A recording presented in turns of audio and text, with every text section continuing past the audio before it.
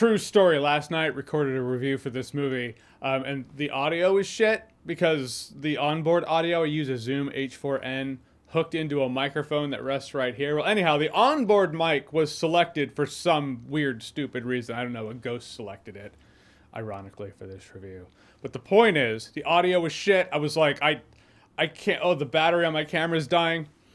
I'm gonna play some Mortal Kombat 1 and I'm going to bed. I'll deal with this tomorrow. So it's the next day. It's my second go around recording a review for this movie. If this review sucks, rest assured my first go around was probably better. All right, here we go.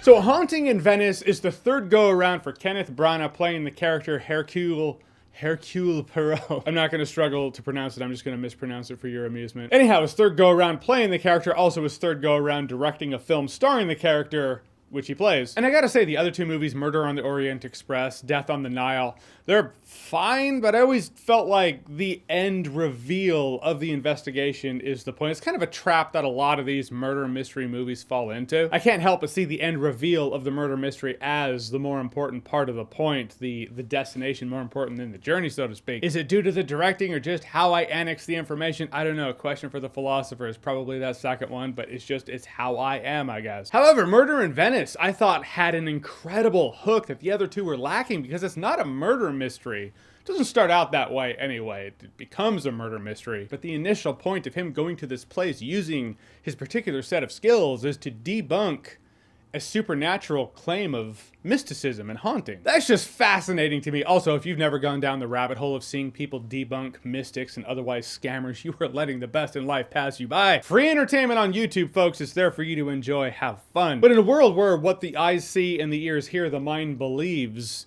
having a very grounded and logical character like him come face to face with things that are seemingly supernatural, it was just more it gripped me. I wasn't fixated on who is the murderer, that's the important point. I was more enjoying the ride as I experienced it. The ride of the main character's logical brain going, that can't be supernatural, but the primal part of the wiring of his brain still being there, being like, yeah, fight or flight, obviously it is. Because we all have that. We come from a long line of very smart ancestors who were like, the shadows and darkness, that's where predators are. I'm gonna stay next to the campfire in the cave. Thank you. We don't necessarily need to logically think like that per se in this day and age, but the wiring is still there. It always cracks me up. We all know that very logical person who's like, I'm a staunch atheist. Ghosts do not exist. Sweet, there's a haunted hotel downtown. You want to stay a weekend in a room? Fuck no. Right? Because fear, fight or flight, it just overrides logic. And it was really entertaining seeing famed investigator Hercule Poirot still fall into the same shit we fall into. There are also some fun moments of cinematography, camera work, and camera play to hammer home those moments. Those really close-up, claustrophobic, isolating shots.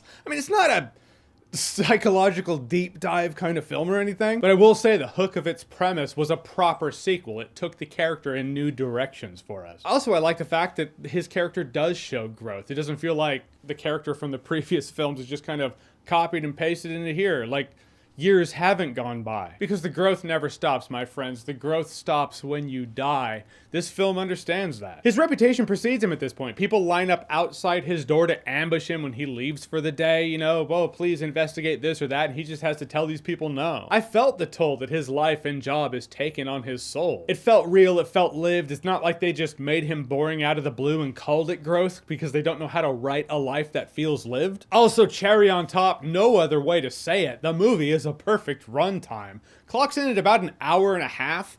Internet says it's an hour 40 minutes. I feel like that's with end credit, so we'll go ahead and call it around an hour and a half. I know I bitch about runtimes a lot on here. It's not that a long movie by nature is going to annoy me. A long movie annoys me if it's too long without purpose, just like a movie that feels too short and rushed also annoys me. The perfect runtime for a film is a perfect runtime for a film. If it's 4 hours, so be it. If it's 90 minutes, so be it. The runtime of A Haunting in Venice I felt was perfect for A Haunting in Venice. In the end, I enjoyed this one. Of the Kenneth Branagh directed, we'll call it a trilogy now, of Hercule Poirot, this is my favorite of the three. I had myself a good time with this one. No alcohol required. Right, it's about Friday evening at this point. Hopefully you all still give a shit. How was the wrong button on that thing selected? I don't know.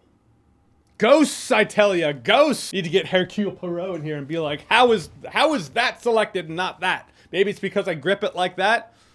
Shit. Alright, so A Haunting in Venice, have you seen it? What did you think about it? Or it's a trilogy now. So how do you rank them in order? Best to worst, worst to best, however you want to do it. You can do it second, third, first, second, first, third, first, second, third, second, first. In which case ranking them would mean absolutely nothing at that point. But whatever you think, comment below, let me know. And as always, if you like what you've seen here and you want to see more, click right here to see more.